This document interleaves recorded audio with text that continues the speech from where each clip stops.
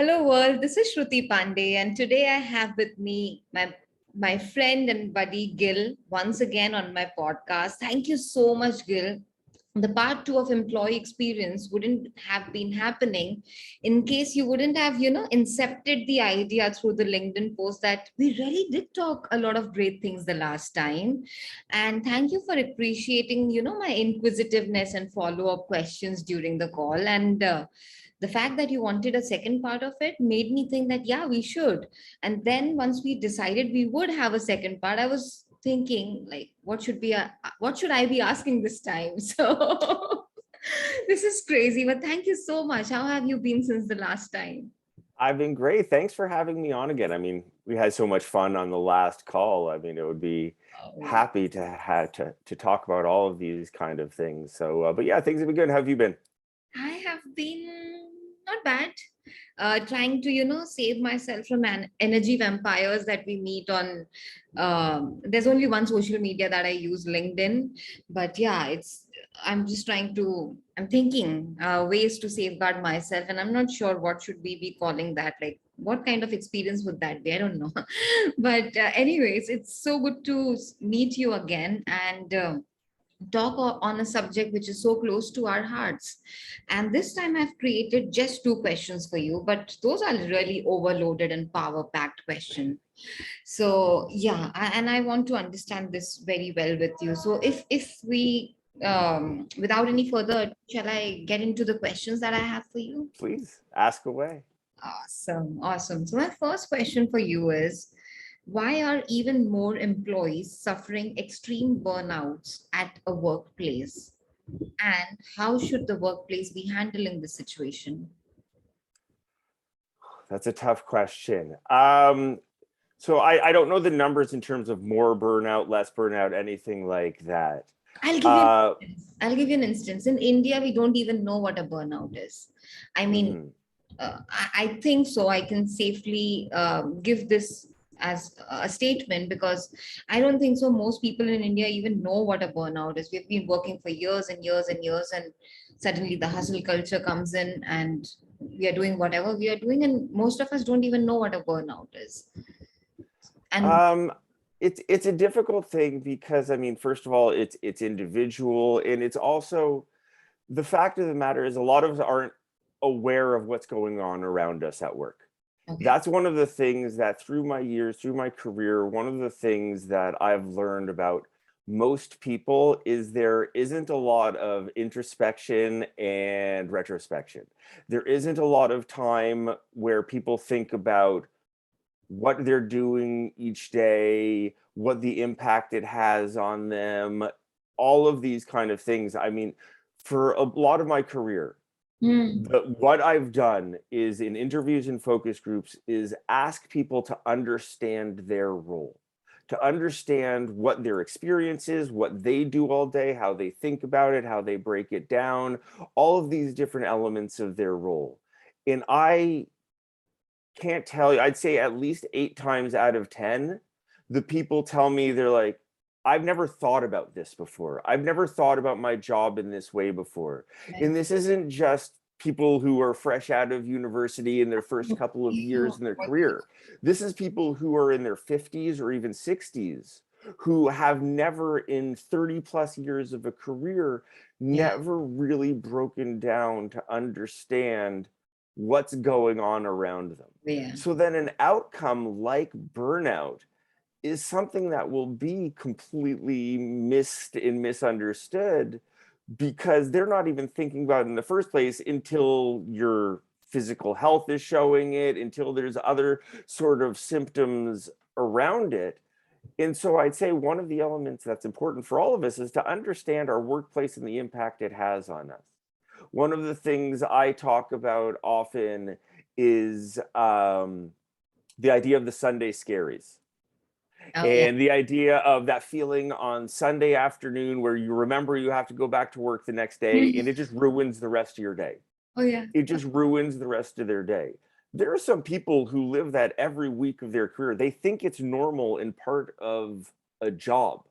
that, Right. oh, that's just how you feel on Sunday nights before a job. And it doesn't need to be that, because we're not as aware of the impact of our work. And I mean, there are actual studies that have shown how it impacts our health, it impacts our personality, Mm. all of these different elements. We spend around 100,000 hours of our lives at work. And when we're doing that, it's going to have an impact on us. There's no compartmentalization of, oh, I'll work like this and then when I get home. So there are different elements of the work experience that cause stress, that cause people to burn out over time. There are different elements that different people, because we're all individuals, that we need in the workplace. Some people need autonomy. Some people will be stressed and burnt out over time by a lack of control. Some people need time alone. Some people are very introverted. You know, I know a lot of developers like this, that it's, let me sit in front of my terminal and then I can hand things to people. But if you put them in a role where they're constantly having to be in team meetings, where they're constantly having to be around people, that's going to cause an element of frustration and stress for them over time, that it becomes internalized because we respond to things.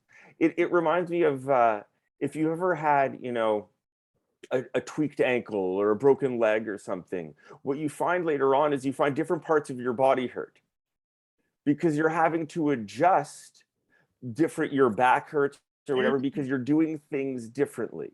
Now Right. it's the same thing at work. If you're put in an environment that isn't attuned to your individual needs, you're putting your mental health out of shape, because now I'm asked to work in an open concept environment and Mm. I like quiet.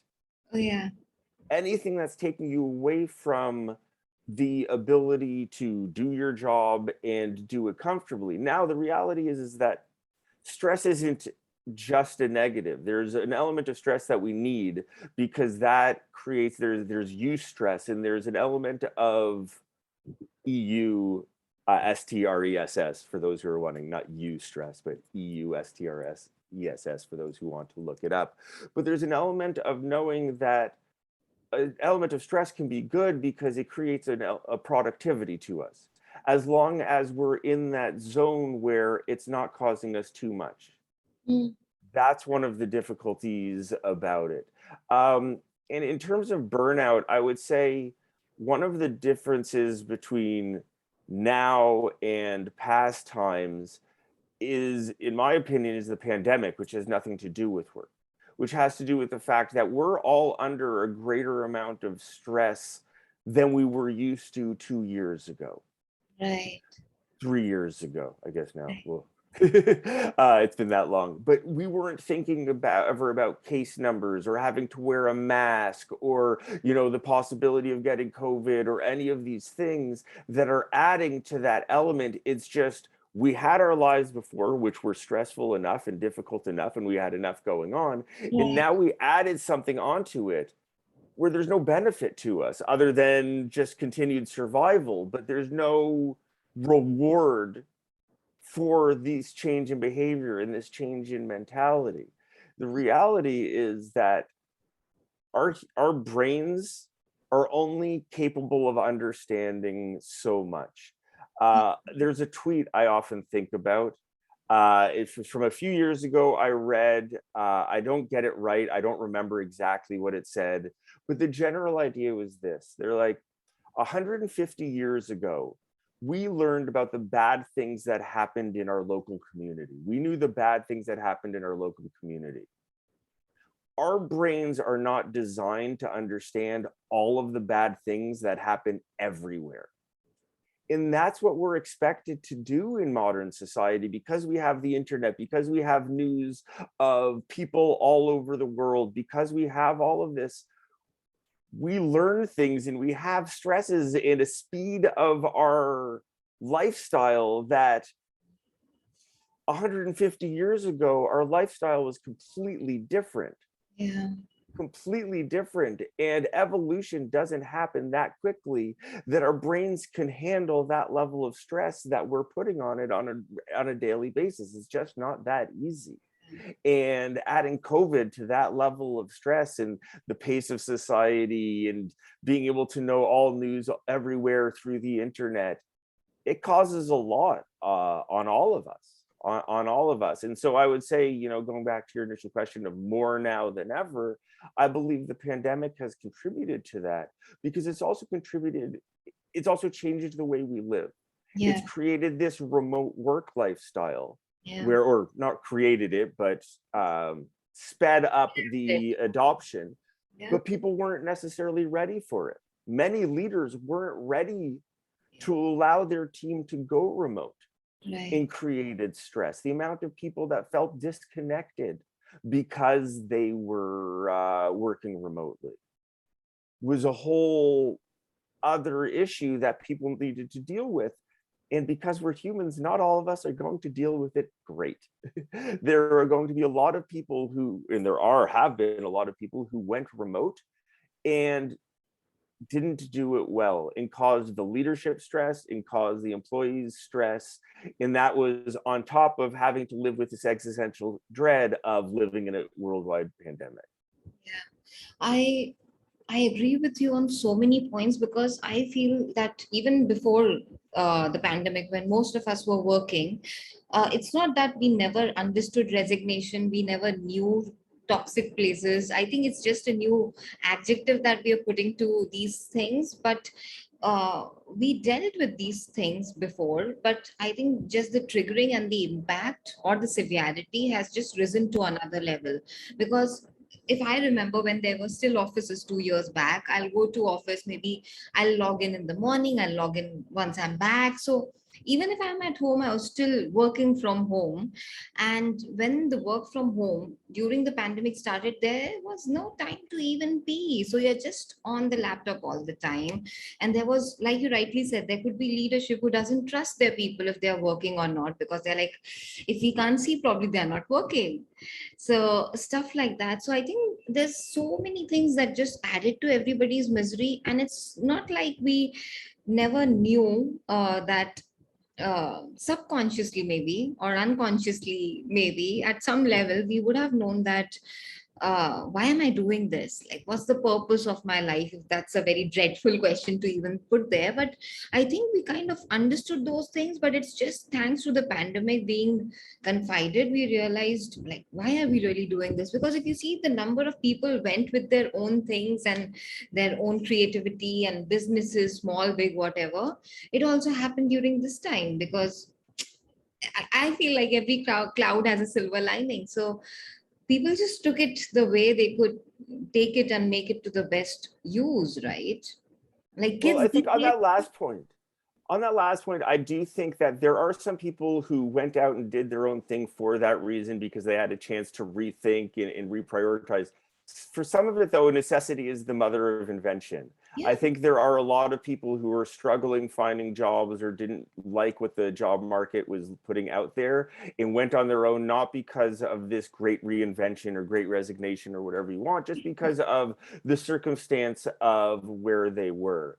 But the thing that I find interesting is that people seem to be awakened to this idea, but it's been coming for some time. One of the most interesting charts that I saw through the pandemic was that in the US, there's an indicator where they measure how many of the job separations, how many people leaving their job were from people quitting versus the company's decision.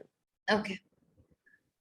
And the last I saw it, I haven't checked in a couple of months, but the last I saw it, it was up to 70% in the US of job separations were from people quitting. But the thing about that is that that number had been steadily growing for at least the last decade. Yeah. In 2010, that number was around 40. Oh, yeah. And so even pre-pandemic, there was a growing discomfort in the workplace. There was a growing unease And that there was a growing power for the employees that they were able to quit. They were able to make that decision, because that puts the power on the employees as opposed to the employer's side, because they're the ones making the decision to leave. It's not employers who are saying, we know we don't have room for you, or you're not welcome here. It's employees saying, I've decided to move on elsewhere. And that has grown for the last decade for a variety of reasons. I think a strong economy overall has at times done well, obviously up until the pandemic. But the thing about it is that it wasn't just a sudden thing. I Yeah. personally attribute it a lot to the mentality that is brought in by millennials and Gen Z. Yeah. That, you know, when I joined the workforce 20 years ago, you couldn't just leave quickly. Some people did, but it wasn't an acceptable thing. You were considered a job hopper. And Yeah. now it's very common that if a person on day one isn't given what they were sold during the hiring process, Yeah. they're looking elsewhere. Yeah. They are, especially the best talent, the people you actually really want on your team, they Yeah. have that ability to look elsewhere, where that wasn't acceptable years ago. Now it is, because people are, and Gen Z millennials are broadly rethinking the relationship between employers and employees, in what their expectations are from the workplace, that Gen Xers like myself, and certainly baby boomers before me, didn't have that perception, because their paradigm and our paradigm around work was very different. Our Yeah. perspective of the employer-employee relationship was different, and that's been growing over time, and I'm grateful for that, and I want to see that develop and gain more power. Wow. I mean, I had this millennial thing, or the different generations things going in my head as well, because the way a person who has been working for the past 30 years or 40 years, I think we discussed this the last time also, the way they would wait for that golden watch and to be retired and felicitated, that started to change. And I think that's a part of the entire um, landscape, like irrespective of the region. So it could be India, it could be UK, it could be US, anywhere, because there came a point where they were surviving for the fittest, and they were trying to bring the food to the table. It's not like we weren't doing that, but again, like you mentioned, 20 years back, even 10 years back when I started my job, and if I would switch in maybe 3 years, even that was considered like, oh my god, you switched in 3 years. So like 3 years experience was still considered nothing. And like people these days, even if they have months of experience, they flaunt it like, okay, I worked for these many months.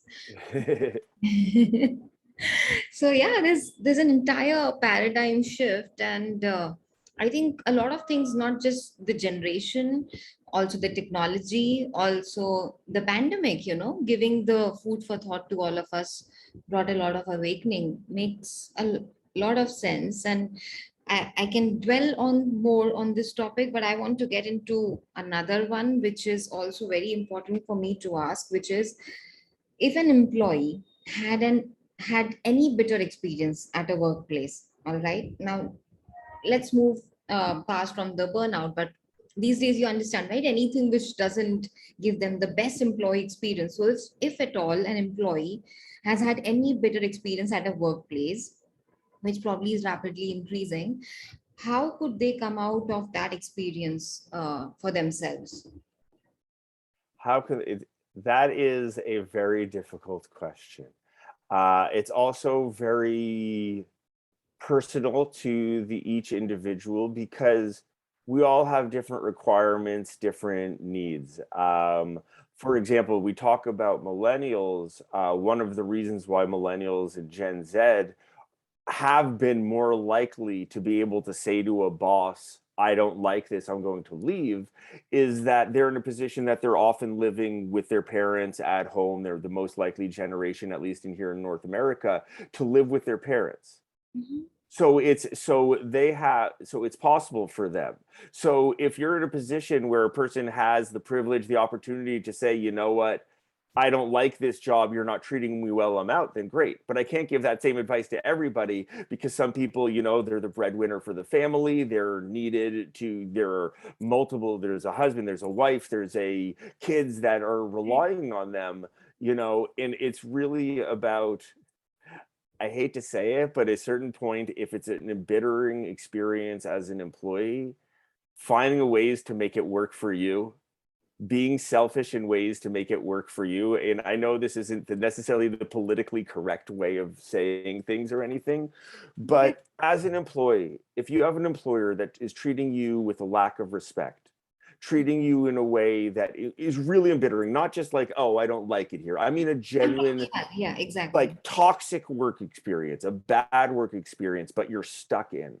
I do believe that they're not looking out for you, so you had better look out for you. And that can mean a variety of things. That can mean, you know, trying to find aspects of the role that you enjoy or are learning from so you can grow, or looking for ways that your role looks better to find another job.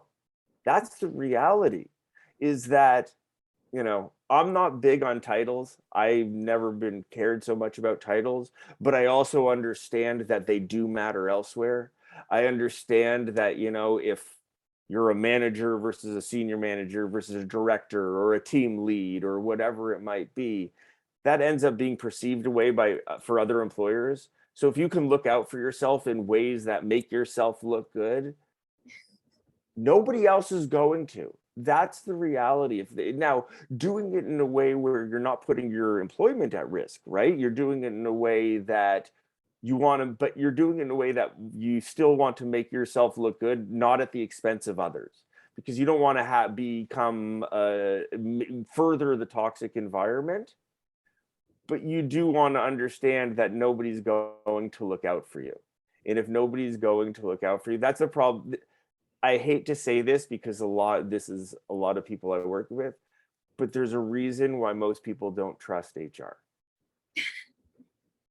There's a reason, because in most environments, HR is not put in the position to be trustworthy. HR is not put in the position to support You, employees like that. you HR is remind, put in the position to defend the employer even when they're bad.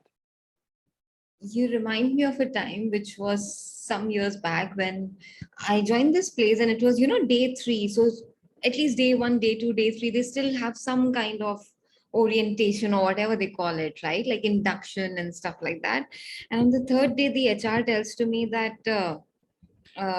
you trust too much and you shouldn't be trusting us too much or something. You shouldn't have been trusting me or something like that. And I was just taken aback. Like, this is the head HR and she's telling such a thing to me. And somehow at the back of my head, I was thinking, if she would have just said this to me 3 days back, I probably wouldn't have joined the place, right? Like, when we are joining a place, we trust, we hope at least that it's going to be good for my career, it's going to be a good decision for both the parties, even if the employers are always at a better stake compared to an employee. But that was literally something which shook the head out of me. I was like, what? Really? You're not supposed to trust so much. Like, in in wow. in and now we understand why millennials and Gen Z see employers that way. Why they don't trust employers, because if the head of HR 3 days in is going to tell you these things, they weren't wrong. They weren't They're wrong. That so was the intelligent and they've just learned so much looking at our generation. They know that, okay, these guys are being like used and misused or exploited and whatever they have been facing the scenarios. So they just don't want to be in our shoes, which is great. Maybe we were because very they naive. benefit from exploiting you. They benefit from exploiting you. Yeah. That's the thing. The organization benefits from treating you. So it's okay to treat them badly because the organization is profitable. So I still wasn't able to understand the answer. Like, there's a bitter experience that happened, like a genuine bitter experience. And your answer, correct me if I'm wrong, because I think I was too naive. I was not able to understand or get hold of the steps really. So you mean that I should be looking on to how this situation could be better for me, as in how I can make progress with respect to my learning, my designation or money, and then just move on to some other place when the time comes. Is Essentially, yeah. As long as it's not, like I said, as long as you're not doing it in a maladaptive way, not doing it at the detriment of others or at the expense of others, but looking out for yourself. You know, when there are jobs to volunteer for that's interesting to you, asking for other areas to grow, that kind of thing, it's yeah. not always possible. It's not always possible. I mean, that's the unfortunate reality. But at a certain point, if the company's not looking out for you, you need to. But when was company looking out for us at any time, right? And all the time we were looking for opportunities. I think we are that generation, right? I mean, I remember when I was listening to Eminem, and we always looked up for opportunities. I mean, some of his lyrics I simply love for the fact that, yeah, success was the only option for us. Failure was never one, right? Because we were always waiting, okay, let me get the opportunity and I'll do the best as I can. But what if, and thanks to experiences, I've understood that there can be covert narcissists that we are dealing with, there is gaslighting we are dealing with, and these are like genuine bitter, and bitter is a very small word to even define them, right? So in such situation, if there is really no chance and opportunity for employees to do anything but just think like, okay, I'm just getting alive out of this place is the best I can do. Like, what do you think can be a good Well, way of dealing with such situations, really? look, at a certain point, if you're thinking to yourself, the only way I'm getting out of here is alive, then I would say you really need to triple down on the job search, because your mental health is more important than that. And that's what I was talking to before, that a toxic workplace has impact on our mental and physical health, and it also has changing impact on your personality Right, over time. So right. at a certain point, you have to determine what is truly worthwhile. You have to determine what is really worth the stress, lack of sleep, often, not being as present with family members, right? Like, there's a lot of elements that come, including potential hospital visits or things like that, that people don't even realize. And that's what I talk about, the lack of awareness that people have of the impact of work on them. So Mhm. it's, when you say it's bitter, this is what you're describing is extremely bitter and extremely toxic, that it's not safe to stay in for an extended period. Exactly. That's the thing about it, is there, at a certain point you do need to say enough is enough and look elsewhere.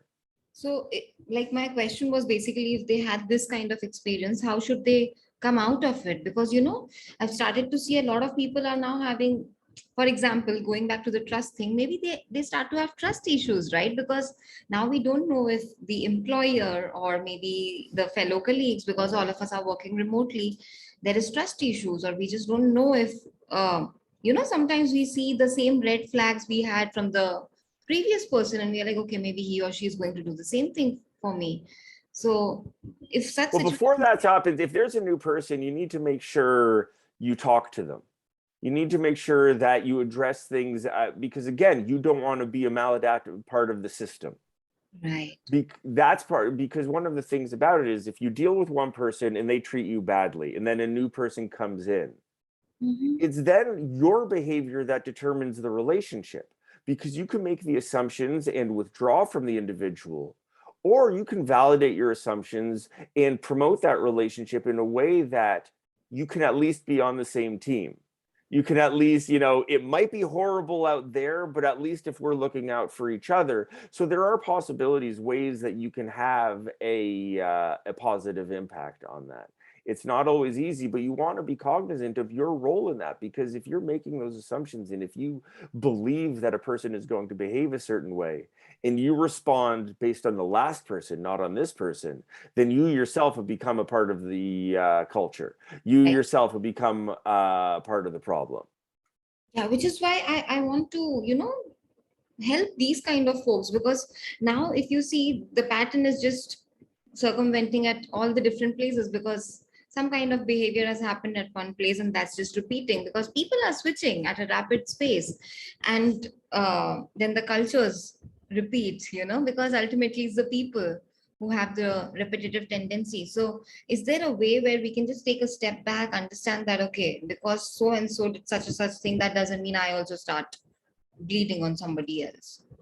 So Yeah. I think for that one, as an individual, I would lean on mindfulness and awareness in the moment. That's the reality.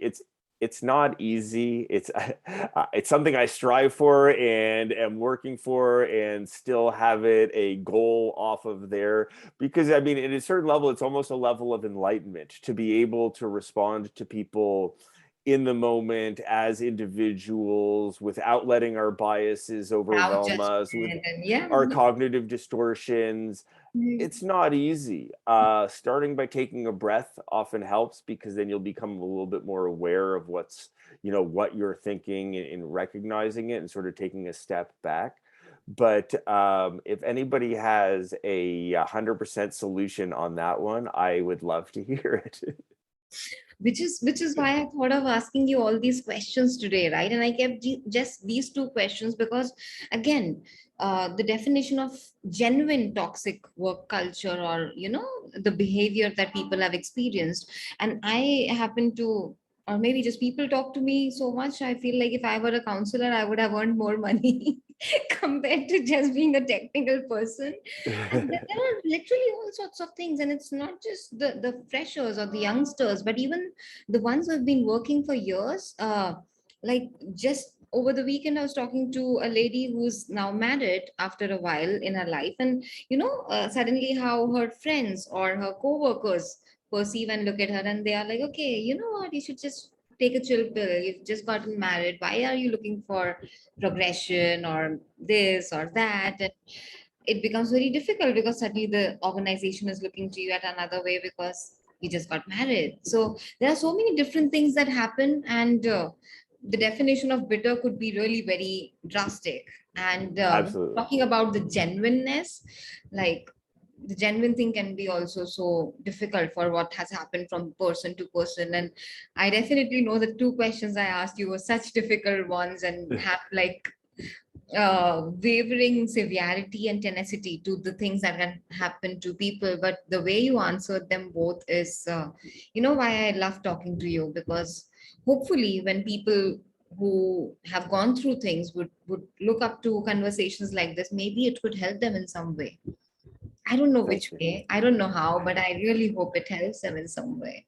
I appreciate that attitude of just however you can, just help in some way. Yeah, which is why I kept my range really open, because you never know. Why should I just label one kind of a problem or one kind of a thing? Like, okay, there is a toxic workplace. Somebody dealt with it. You don't want that person to become toxic any other place, right? And how can they heal themselves? So there's just so much happening right now in the world. And who better than you to have been on my podcast again to understand employee experience better? I'm so happy and grateful that I have people like you. Well, thank you for having me. I really appreciate it. It's always fun talking with you. Any parting thoughts before we say thank yous and bye, by any chance? Any parting thoughts you may have, Gil? No, just I appreciate you. I appreciate you having me on the show, and keep asking the tough questions. That's it. Just keep asking the tough questions, because I don't know if any one of us has the right answer, but if we pool all our answers together, then maybe we'll go in the right direction. Thank you so much. Not everybody has the patience, for tough questions. And I've been doing that all my life, I guess. I should probably retire from asking tough questions. No, keep asking them. They need to be asked, because otherwise they'll be left unanswered, which does none of us any kind of service. So that's why we need people asking the right questions, because otherwise we'll go in the wrong direction. I hope so. Thank you so much. Thank you so much for your time. And thank you so much for being so gracious, for giving such amazing answers to such difficult questions. Thank you so much, buddy. Thank you. Thank you.